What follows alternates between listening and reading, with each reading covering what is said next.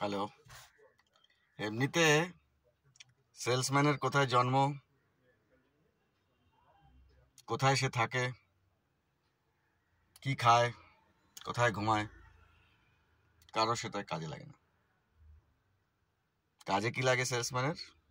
Salesman যে সেলটা করে সেইটা মানুষের কাজে লাগে। তো a salesman is known by his sales, that is his identity.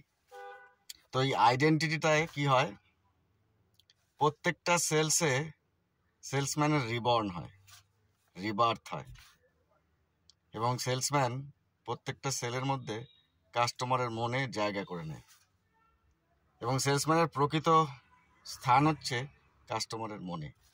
যে প্রোডাক্টটা যা সেল করে তার উপরে সেলসম্যানের মাথায় যে আইডিয়া থাকে, যে প্রোডাক্টটা সে বিক্রি করে সেটাই তার আসল পরিচয়। যেমন প্রত্যেকটা কাজে মানুষের পরিচয়, সেলসম্যানের আসল পরিচয় তার সেলসে, রাইট? তো দিস ইজ, এই জন্য চেষ্টা হচ্ছে প্রত্যেকটা মানুষের সঙ্গে যার সঙ্গে দেখা হয় তার মনে কিছুটা ছাপ রাখার। মানে কিসের?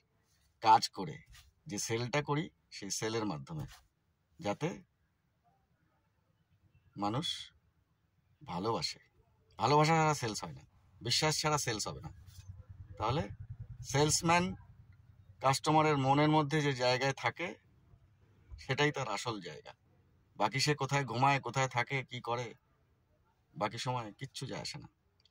তার কাজের পরিধিটাই সেলস। এই সেলসটা কেরমভাবে করছে, কেন করছে, কিসের জন্য করছে, কার জন্য করছে, দ্যাট ইজ হিজ আইডেন্টিটি। তো enjoy the identity of a salesman.